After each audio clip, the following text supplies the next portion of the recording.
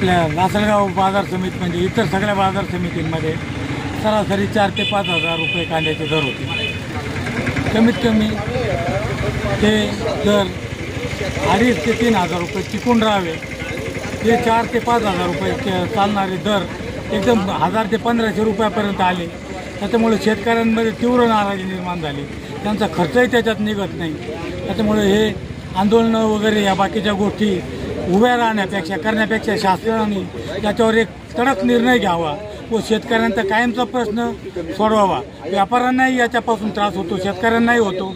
याची चांगली भूमिका एकदम याचा मध्य काढून शासनाने याची योग्य दखल घेऊन न्याय द्यावा, एवढंच माझं शिवसेनेतर्फे सांगणे, उद्धव बाळासाहेब ठाकरे शिवसेना यांच्यातर्फे सांगणे।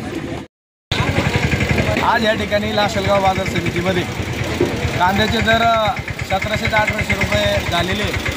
त्या अनुषंगाने या ठिकाणी लासलगाव बाजार समितीमध्ये एक जन आंदोलन शेतकऱ्यांच्या वतीनं शेतकऱ्यांना बरोबर घेऊन करण्यात आलेले।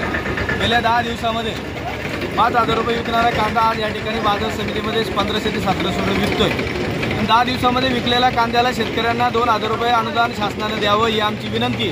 आणि NCCBF आणि नाफेड यांनी खरेदी सुरू केलेली कांद्याच्या फार्मर्स प्रोड्युसर कंपन्यांच्या वतीनं त्या कंपन्यांची खरेदी बंद करून शेतकऱ्याच्या खात्यावर सरसकट अनुदान जमा करावं। आणि या ठिकाणी बाजारभाव कमी होत असताना केंद्र शासनानं या ठिकाणी याचं लक्ष घालून त्वरित यावर निर्बंध आणावे आणि 20% या ठिकाणी ड्युटी असलेली ड्युटी कमी करावी। या 2 दिवसामध्ये जर कांद्याचे भाव परत घसरले तर शेतकऱ्यांना बरोबर घेऊन शिवसेना उद्धव बाळासाहेब ठाकरे पक्षाच्या वतीनं एक मोठं जन आंदोलन या ठिकाणी उभारण्यात येईल। पण ते जेल भरो असतील, रेल लोकसारखे आंदोलन या ठिकाणी करण्यात येतील, याची सर्वस्वी जबाबदारी प्रशासनाची राहील।